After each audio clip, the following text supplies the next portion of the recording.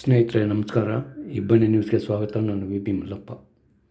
ಅಖಿಲ ಭಾರತ ರೈತ ಕೃಷಿ ಕಾರ್ಮಿಕರ ಸಂಘಟನೆ ಬಳ್ಳಾರಿ ಜಿಲ್ಲಾ ಸಮಿತಿ ವತಿಯಿಂದ ಬಳ್ಳಾರಿ ತಾಲೂಕಿನ ಬಸರಕೋಡು ಹಾಗೂ ಬ್ಯಾಲೆಚಿಂತೆ ಗ್ರಾಮಗಳಲ್ಲಿ ಭಗತ್ ಸಿಂಗ್ ಅವರ 118ನೇ ಜನ್ಮದಿನಾಚರಣೆ ಕಾರ್ಯಕ್ರಮವನ್ನು ಹಮ್ಮಿಕೊಳ್ಳಲಾಗಿತ್ತು.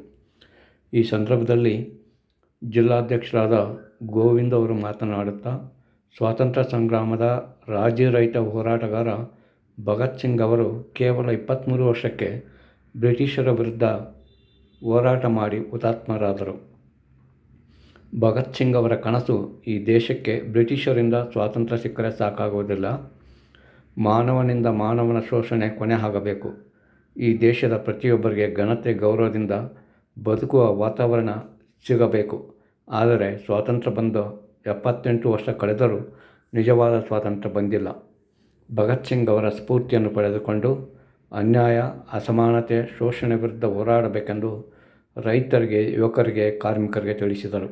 ಈ ಸಂದರ್ಭದಲ್ಲಿ ಜಿಲ್ಲಾ ಸಮಿತಿಯ ಸದಸ್ಯರಾದ ರುದ್ರಯ್ಯ, ಮಲ್ಲಿಕಾರ್ಜುನ್, ಹೊನ್ನೂಸ್ವಾಮಿ ಹಾಗೂ ಗ್ರಾಮ ಘಟಕದ ಸದಸ್ಯರಾದ ಮಾರಣ್ಣ, ದಾನಪ್ಪ, ಸಿದ್ದಪ್ಪ, ವಿಜಯ್, ವೀರಭದ್ರ, ದೊಡ್ಡಬಸಪ್ಪ ಇನ್ನಿತರರು ಭಾಗವಹಿಸಿದ್ದರು. ಭಗತ್ ಸಿಂಗ್ ಅವರ ಕನಸಿನ ಭಾರತ ನನಸಾಗಲಿ, ನನಸಾಗಲಿ.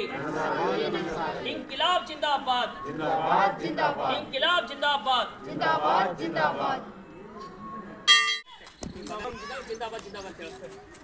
ಭಗತ್ ಸಿಂಗ್ ನಮ್ಮ ಆದರ್ಶ, ನಮ್ಮ ಆದರ್ಶ. ನಾನು ಹೇಳ್ತಿಲ್ಲ, ಲಾಸ್ಟ್ ವರ್ಡ್ ಹೇಳೋದು. ಭಗತ್ ಸಿಂಗ್ ನಮ್ಮ ಆದರ್ಶ, ನಮ್ಮ ಆದರ್ಶ. ಭಗತ್ ಸಿಂಗ್ ಅಮರವಾಗಲಿ, ಅಮರವಾಗಲಿ. ಇಂಕಿಲಾಬ್ ಜಿಂದಾಬಾದ್, ಇಂಕಿಲಾಬ್ ಜಿಂದಾಬಾದ್. ಭಗತ್ ಸಿಂಗ್ ಅವರ ಕನಸಿನ ಭಾರತ ನನಸಾಗಲಿ, ನನಸಾಗಲಿ. ಭಗತ್ ಸಿಂಗ್ ಅವರ ಕನಸಿನ ಭಾರತ ನನಸಾಗಲಿ, ನನಸಾಗಲಿ. ಭಗತ್ ಸಿಂಗ್ ಜಿಂದಾಬಾದ್, ಜಿಂದಾಬಾದ್. ನ್ಯಾಯ ಕಿಕ್ಕಿಮಿ ಜಿಂದಾಬಾದ್, ಜಿಂದಾಬಾದ್. ರೈತ ಕೃಷಿ ಕಾರ್ಮಿಕರ ಸ್ಫೂರ್ತಿ ಭಗತ್ ಸಿಂಗ್ ಜಿಂದಾಬಾದ್, ಜಿಂದಾಬಾದ್.